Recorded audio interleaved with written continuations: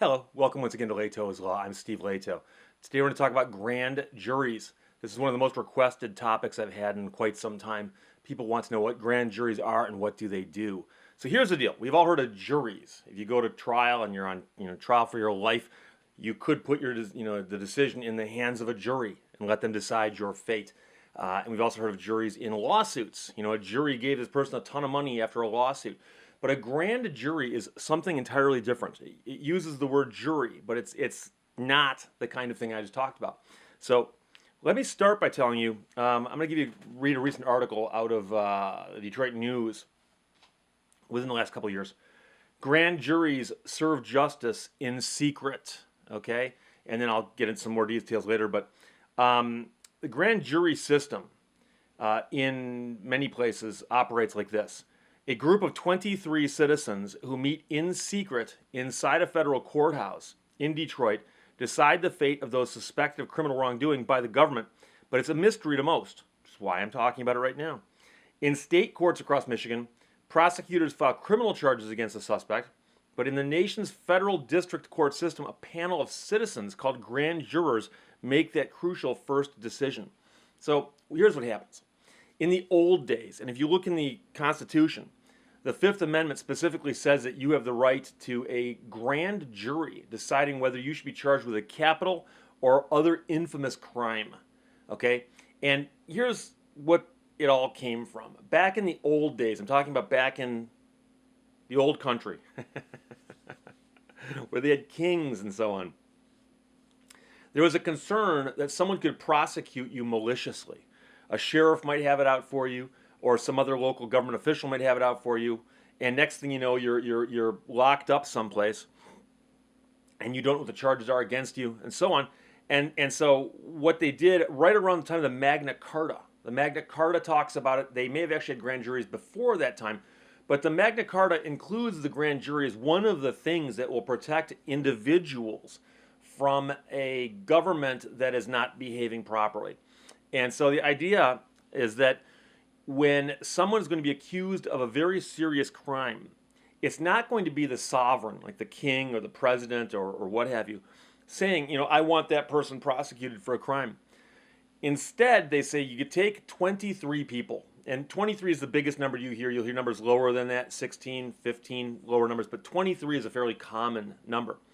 And they'll take 23 citizens of that community and put them someplace and let them hear testimony being put on by somebody who suggested that a crime has been committed, and I think this is the person who did it.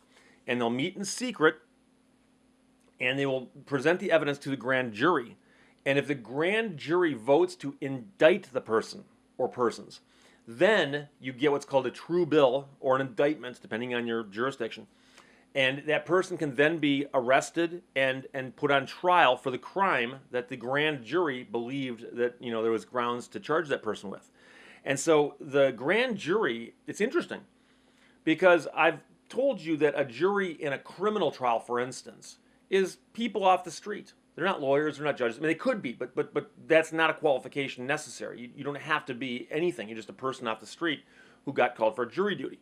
And that's who decides your fate at the end. But the interesting thing is the grand jury is at the beginning, at least in the old style.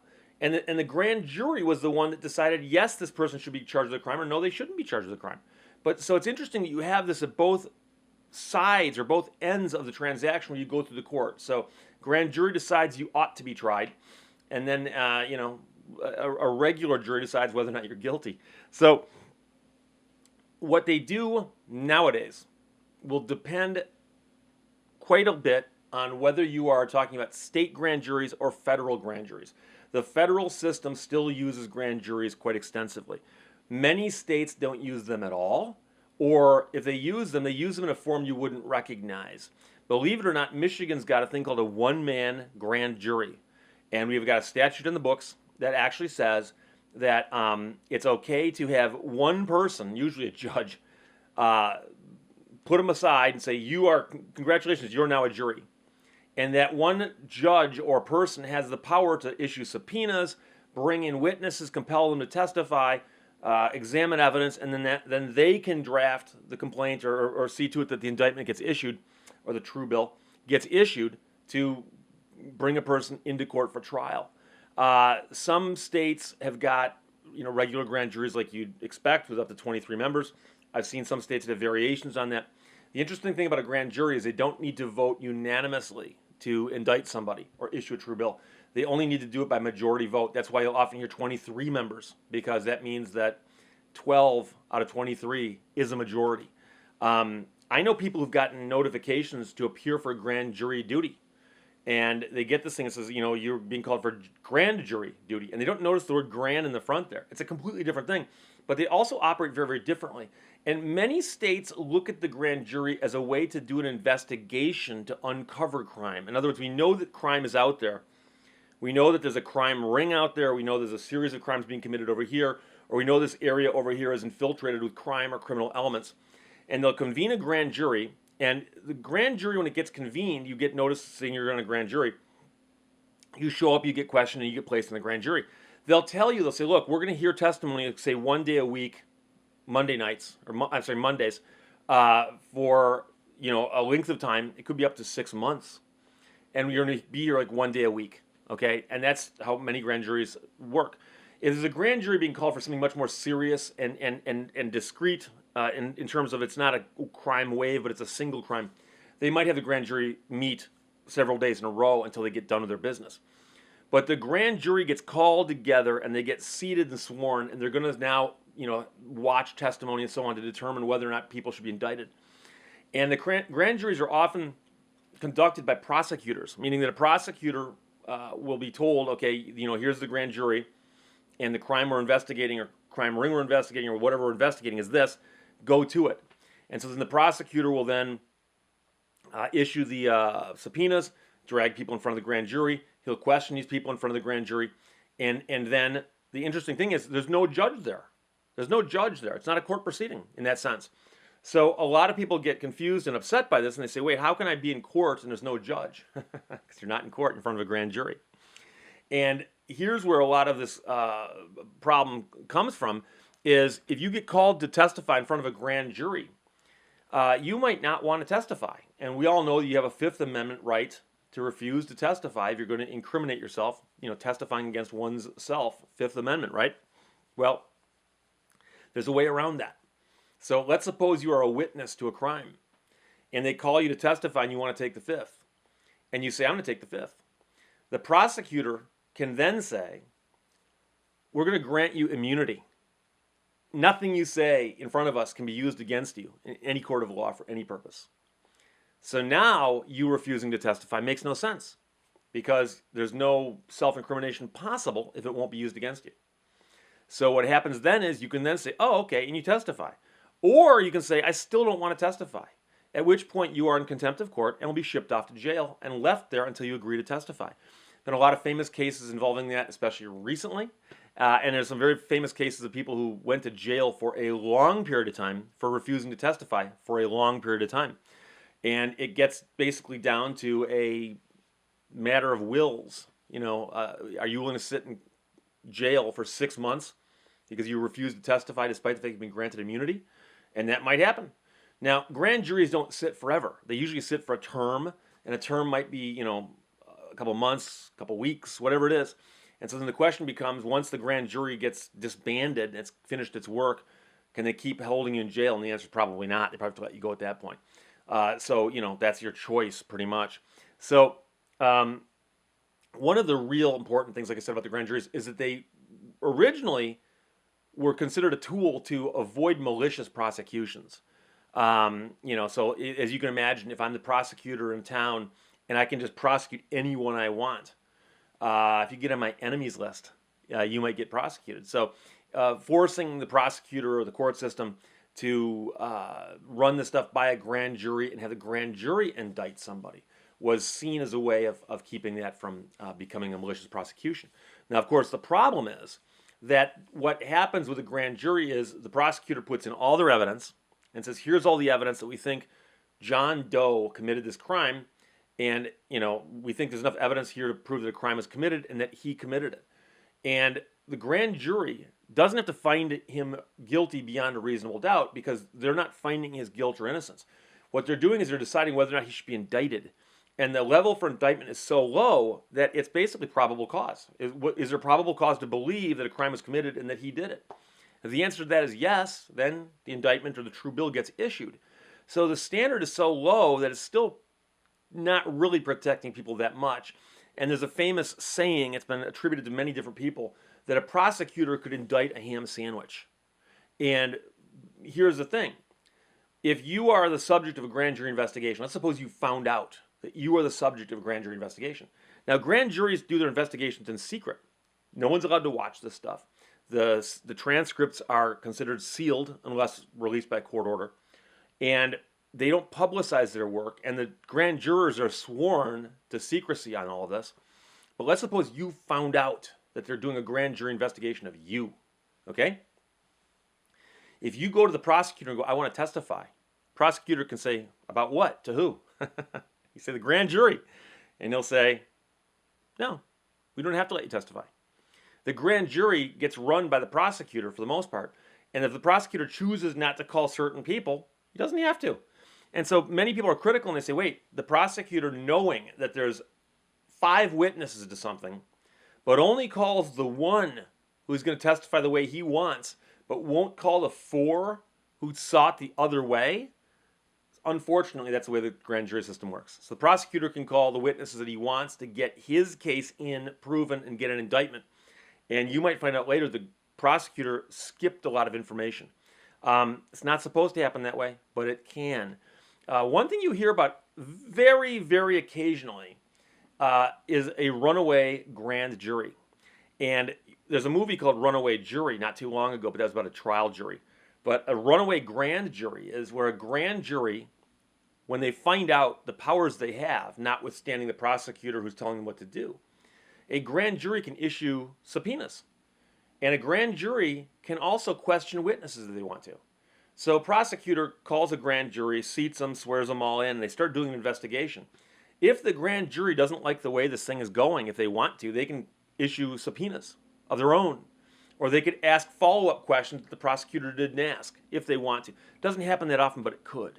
Okay? So keep that in mind. Now, what I want to point out to you, among other things, I mentioned earlier, is the feds have grand juries, and they're still in a lot of use across America, the federal grand juries in the federal court system. State grand juries are much less common. Some states use them quite a bit. Some states don't use them. Michigan has a one-man grand jury, which they can use if they want to. But Michigan has also simply adopted the idea that instead of a grand jury, they can also indict you after a preliminary examination. So if they find out that a crime was committed and a police officer swears out a thing saying, yes, a crime was committed and there's evidence to prove that this person did it, and the prosecutor looks at it and goes, yeah, looks good to me, they can bring you in for a preliminary examination. And then a judge will make the decision about whether or not there's probable cause to bind you over for trial. And that is that, was there a crime committed more likely than not? And more likely than not, is this the person who did it? And then they will then hold you over, and then eventually you'll get tried in front of a regular jury. But Michigan still does occasionally use full-size grand juries, but they almost always use them simply in situations of extremely complicated matters.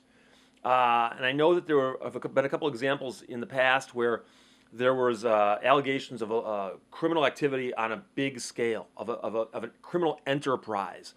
And they seated a grand jury specifically so they could just subpoena tons and tons of people and drag them all in front of the grand jury. It's basically to see who's going to talk, who's not going to talk. The people who took the fifth, they'd take a look at it, try to figure out if they should give them immunity or not. And eventually the grand jury issued a bunch of indictments. And there's been several cases like that in Michigan. But you hear about it less and less. More often than not, you hear about the one-man grand juries or the preliminary examination, which is considered to be the functional equivalent of a grand jury in terms of you get a hearing to determine whether or not you should be put on trial and whether or not a crime was even committed. So a couple other things that are really, really important to note is that, like I said, grand juries were more common in the old days. I've mentioned before I wrote a book about the Italian Hall disaster in the Upper Peninsula of Michigan where somebody yelled fire in a crowded theater and 73 people died in a stampede to get out of the building. At the moment that happened, there was a grand jury impaneled in Houghton County, Michigan, and their charge was to investigate any crimes related to the strike that was taking place at that time. And so the Italian Hall disaster happened on Christmas Eve, 1913, and the grand jury should have investigated the Italian Hall disaster. We don't know if they did or not because their proceedings are in secret, but we do know that the only indictments they ever issued were against union organizers. And one of the most profound things that we discovered afterwards was if you looked at the makeup of the grand jury, it was packed with mining interests. Meaning that, like for instance, the man who ran the biggest mine in the area, his chauffeur was on the grand jury. So that did two things. Number one, it guaranteed that nothing bad was ever going to come out against the mines. And number two, that the guy who was in charge of the mines would know every single day what was going on in the grand jury because his chauffeur would just tell him. So I'm certain that that happened. Can't prove it, but I'm certain that it happened. So, like anything else, a grand jury can be abused. But you should know that, for instance, there have been some famous people indicted by grand juries, including Nixon, Richard Nixon, actually testified in front of a grand jury. And later on, he was mentioned, but not indicted by them, but he was referred to as a secret, unindicted co-conspirator. And you'll recall that he resigned the office in disgrace shortly thereafter. But he did actually testify before a grand jury. And grand juries have been convened on other matters of great interest. But again, because they operate in secret, a lot of people don't know what they do, who they are, or even whether ones existed or not. Like, for instance, for all I know, there could be a grand jury right now someplace near me investigating crimes of some sort. I don't know, because they're doing it in secret. So remember, a jury might decide you're guilty of a crime or not guilty. A jury might award you money after a trial or might not award you money. But the grand jury is at the beginning of the process if it's used, and they're the ones who simply decide whether or not someone should be indicted for something.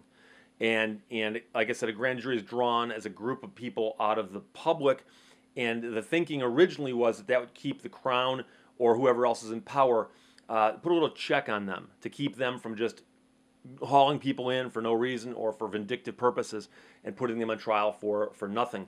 A grand jury was going to be, kind of act as a buffer on all of that. So that is what a grand jury is and what they do. I hope that answered it for you. Otherwise, questions or comments, put them below. Talk to you later.